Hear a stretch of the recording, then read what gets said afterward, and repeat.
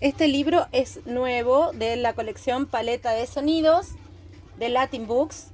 Tiene 10 sonidos, dice que son fantásticos el cartel, relacionado con los vehículos. Realmente no les puedo describir lo lindo y pesado y grande que es. Tiene cartón duro para todas sus hojas. Fíjense la ilustración y por cada una te sugiere que encuentres la imagen que corresponde para acompañar el relato. En este caso, la de bomberos. Aquí tenemos la pala constructora.